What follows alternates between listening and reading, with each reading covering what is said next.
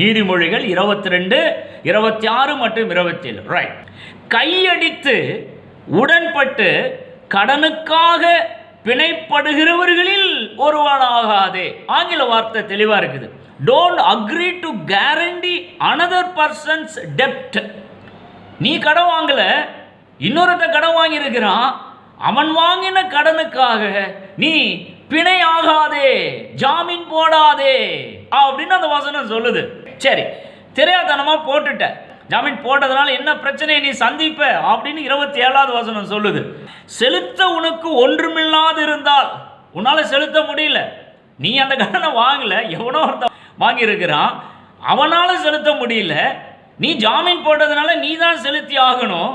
கடன் கொடுத்தவன் சும்மா விட மாட்டான், உன்னை தான் கழுத்தை நெரிச்சு கேட்பான்.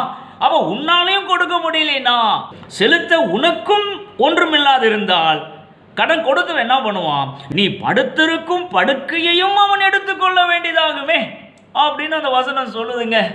ஏன்னா நல்லா கவனிங்க, நம்ம வாழ்கிற வாழ்க்கையில் ஒரு அன்சர்டனிட்டி எப்பொழுதுமே இருக்குது பாருங்க. நாளைய தினத்தில் என்ன நடக்குன்னே நமக்கு தெரியாது. அது தெளிவா யாக்கோபு சொல்றாரு. யாக்கோபு 4ஆம் அதிகாரம் 14வது வசனம் பார்த்தீங்கன்னா, நாளைக்கு நடப்பது உங்களுக்கு தெரியாதே. நாளைக்கு என்ன நடக்கணும் உனக்கு என்னையா தெரியும்?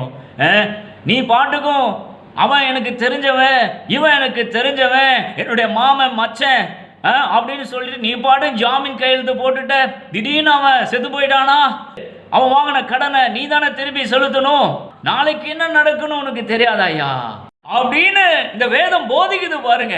நீதிமொழிகள் 17ஆம் அதிகாரம் 18வது வசனம், புத்தியீனன் தன் சிநேகிதனுக்கு முன்பாக கையடித்து கொடுத்து பிணைப்படுகிறான்.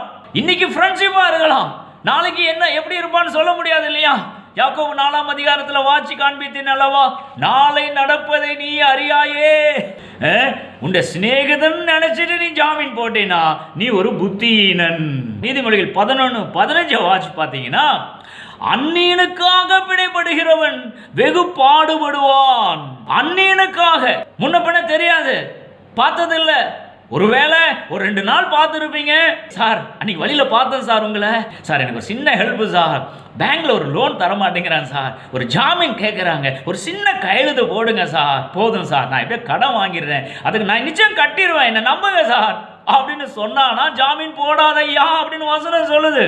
ஏன்னா அந்நியன், முன்ன பண்ண பழக்கம் இல்லை, ஜாக்கிரதையா இருக்க வேண்டியது அவசியம். நண்பனா இருந்தாலும் சரி, அந்நியனா இருந்தாலும், ஸ்ட்ரேஞ்சரா இருந்தாலும் சரி, ஜாமீன் போடாதே.